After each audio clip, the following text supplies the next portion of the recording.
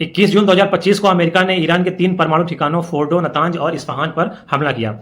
इस हमले में अमेरिका ने B-2 स्टेल्थ बॉम्बर और 30,000 पाउंड वजनी GBU-57 बंकर बस्टर बॉम्ब का उपयोग किया, जो जमीन के अंदर गहरे ठिकानों को नष्ट करने में सक्षम है।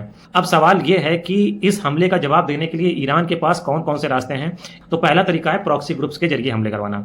ईरान मध्य पूर्व में कई आर्म्ड मिलिशियाज को समर्थन देता है, जैसे लेबनान में हिजबुल्लाह, यमन में हौथी रेबल्स और इराक सीरिया में शिया मिलिशियाज।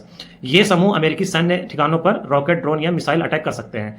मध्य पूर्व में अमेरिका के 40,000 सैनिक तैनात हैं, जो इन समूहों के लिए आसान टारगेट हो सकते हैं। दूसरा रास्ता है बैलिस्टिक मिसाइल और ड्रोन का उपयोग। ईरान ने हाल ही में इजराइल पर ऑपरेशन ट्रू प्रॉमिस 3 के तहत मिसाइल और ड्रोन हमले किए हैं। IRGC प्रवक्ता ने दावा किया कि ईरान ने लॉन्ग रेंज बैलिस्टिक मिसाइल का उपयोग किया, जो एयर डिफेंस को भेज सकती है। इन मिसाइलों में खुर्रम सैफ 4 शामिल है, जिससे ईरान ने इजराइल पर दागा।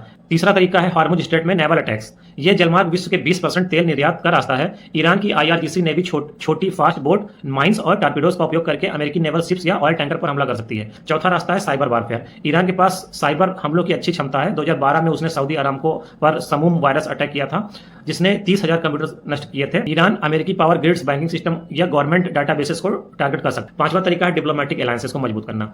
ईरान रशिया और चाइना जैसे देशों से समर्थन मांग सकता है, लेकिन रशिया और चाइना सीधे अमेरिका से मिलिट्री कन्फ्रंटेशन से बच सकते हैं, क्योंकि उनकी अपनी आर्थिक और रणनीतिक मजबूरियां हैं। वो सीधे कन्फ्रंटेशन में नहीं जाएंगे।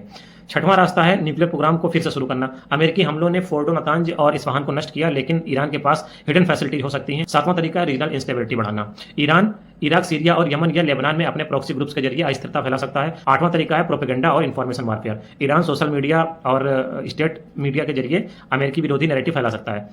लास्ट में हम यही बोल सकते हैं कि ईरान के पास अमेरिका को नुकसान पहुंचाने के 8-10 रास्ते हैं, लेकिन ज़्यादातर लो इंटेंसिटी और इनडायरेक्ट हैं। प्रॉक्सी अटैक्स, साइबर वारफेयर और हार्मुज स्ट्रेट में डिसरप्शन सबसे ज़्यादा संभावित रास्ते हैं, लेकिन डायरेक्ट मिलिट्री कन्फ्रंटेशन ईरान के लिए आत्मघाती हो सकता है। उदाहरण के लिए 2003 में इराक वार में अमेरिका ने सद्दाम हुसैन की सेना को 4 हफ्ते में नष्ट कर दिया था। ईरान की रणनीति शायद एसिमेट्रिक वारफेयर और डिप्लोमेटिक प्रेशर पर टिकी होगी।